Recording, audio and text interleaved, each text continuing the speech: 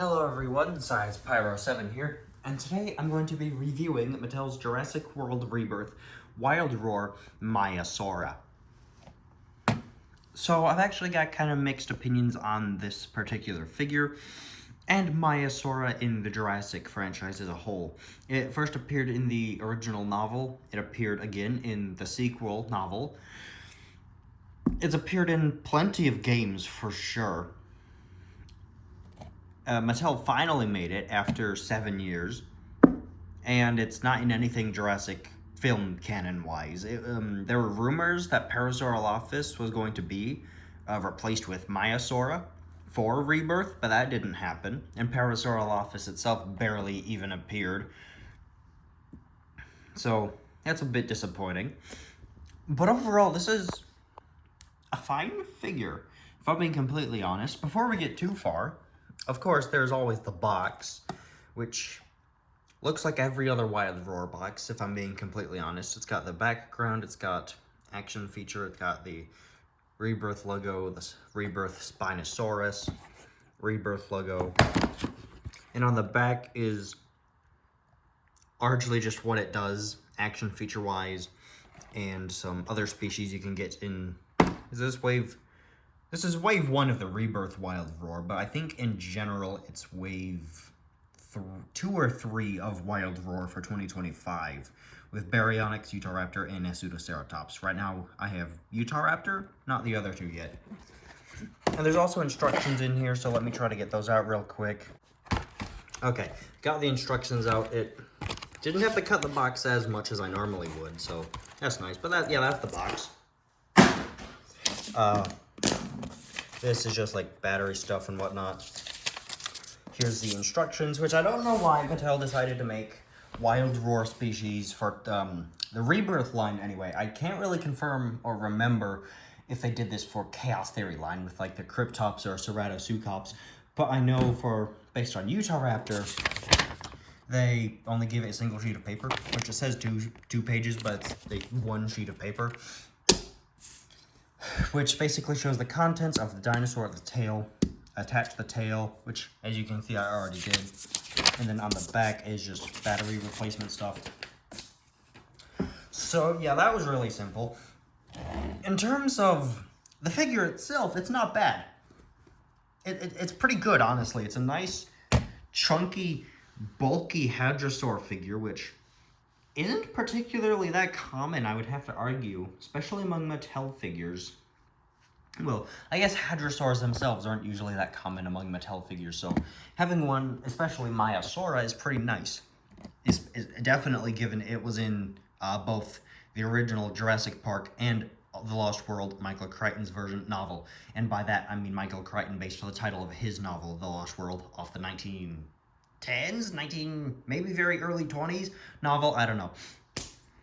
But there are two different stories from what I can tell, though. No, they're definitely two different stories. But with all of that said, this is a nice Maiasaura figure. There are a couple different complaints I have with it, but overall, it's not bad. If you were to ask me to identify what animal this was, and didn't tell me it was Maiasaura, very good chance I would guess Maiasaura. Largely because of the little horn thing on its head, which is one of the anatomical inaccuracies I'm going to get to. But because of that, I'm going to weed out other hadrosaurs that it's definitely not, such as Corythosaurus or Centausaurus. I guess maybe like Kritosaurus. I think I'm pronouncing that right. Kritosaurus. I think that, or rather similar looking hadrosaurs, would be among my guesses as well, but I would absolutely identify this as Maiasaura. The scaling is okay, honestly speaking. Like, on the hind legs, or at least on the right hind leg for some reason, it could be better. Main body, it's largely everywhere except the underside. The underside is relatively smooth. I don't know why they did that. Went back to pretty smooth figures overall, because back in 22 for the Dominion line, especially in the case of like Ampelosaurus and Yangchuanosaurus and Siamosaurus, they did really good in detailing their figures incredibly well, especially on their undersides. I don't know why they didn't continue that, but I'm fine with it overall. This is not a terrible figure at all. The scales are definitely there. They're visible for sure. Texture-wise, well, it's definitely hard plastic, but it's not solid plastic because it has a speaker. And I can kind of feel the scales, but they're not very well done, if that makes sense. Like, I can feel them, but it still feels pretty smooth. Another thing I like is the little line of bumps that Mattel did on the... For whatever reason, a lot of different Maiasaura depictions give it little bumps on its back, especially animatronics. So, overall, it's pretty fine.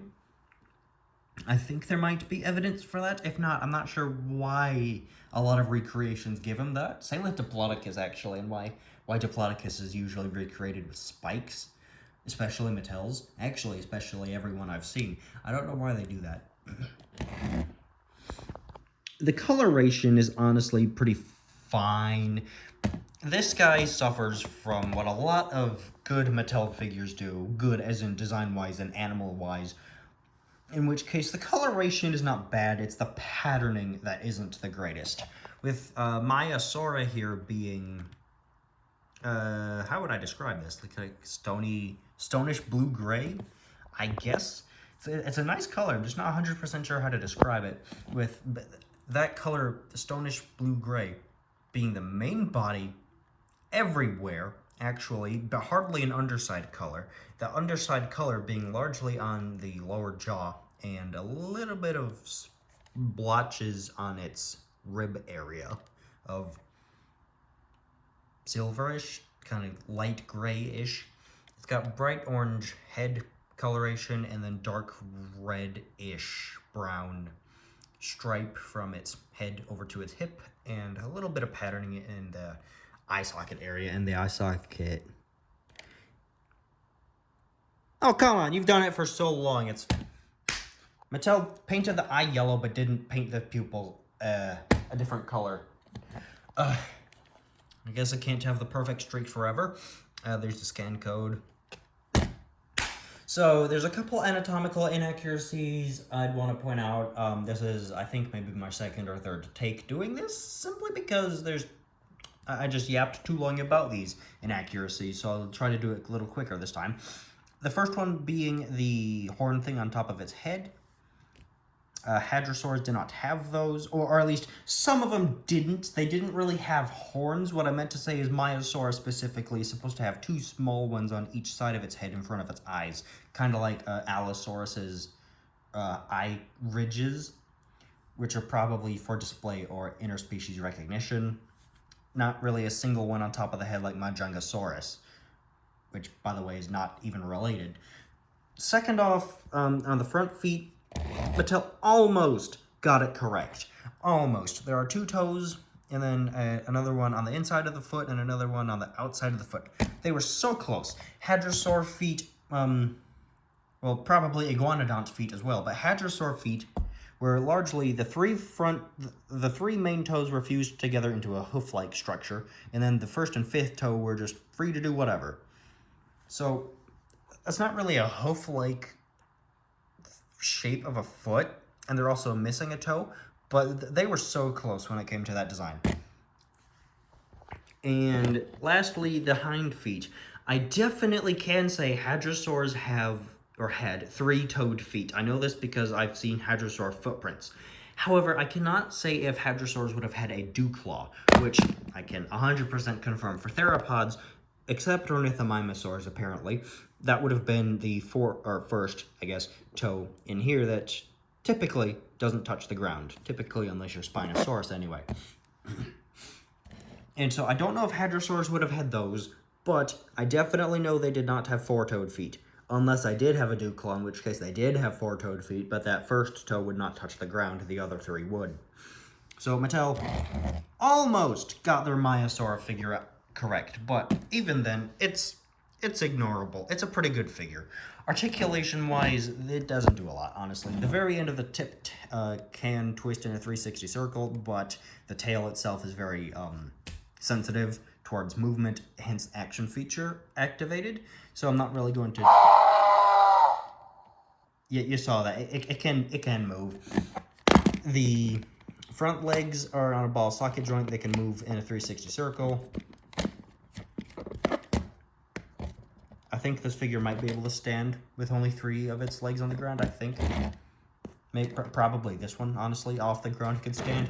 The hind legs cannot stick out any. They're very stiff on my figure. Well, they were. I've moved them a little bit. And it can not stand up on its hind legs, which I would complain about because it should be able to in real life, but I'll give him a pass. It has a speaker and batteries. It's going to be a little heavier.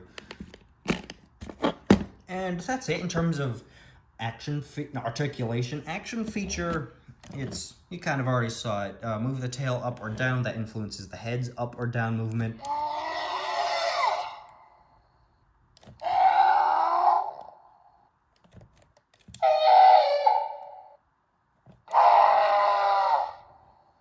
Or twist it side to side, and usually on other wild roar species that doesn't also make it roar, but for Maiasaura, for some reason it does.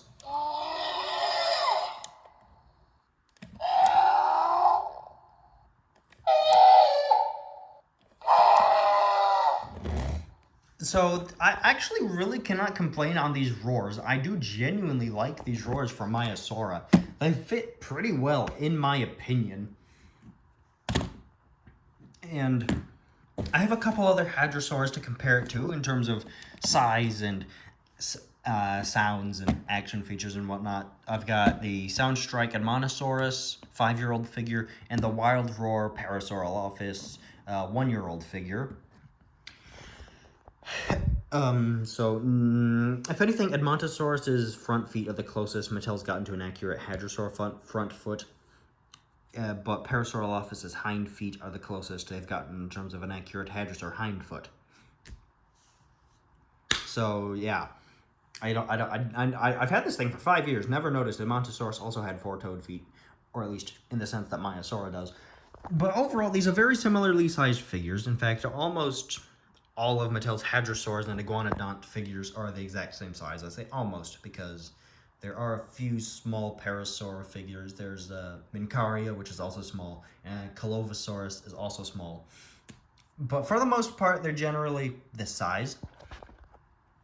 And if anything, Edmontosaurus here has the closest action feature in terms of similarity, because with the Wild Roar, I did that because this guy does not share the same 2024 Wild Roar action feature, which was a wheel on the back that lifted it up and down and made sound. This guy's just a button.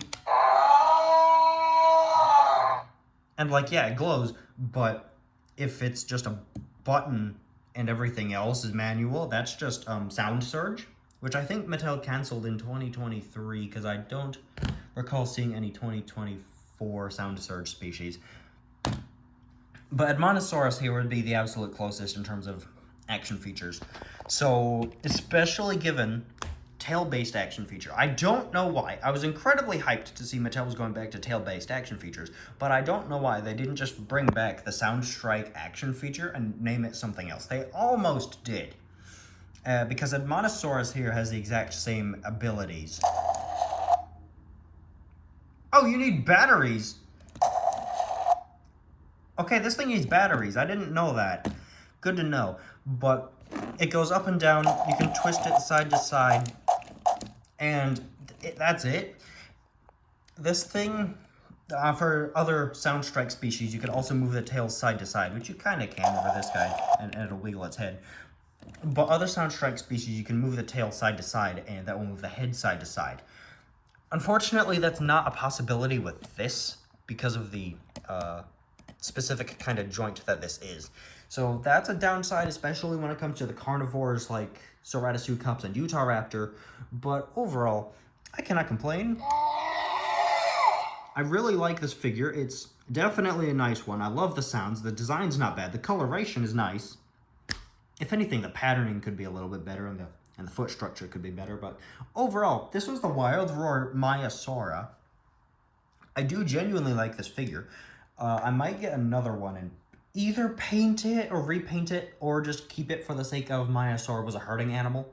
I'm not sure yet. And I really hope Mattel makes some mini-action Maiasauras because, well, its name means good mother lizard. And so it would be nice to have some babies to put with the adult. But overall, that was this video, and I hope you enjoyed it. I'll be seeing you again next time. See ya.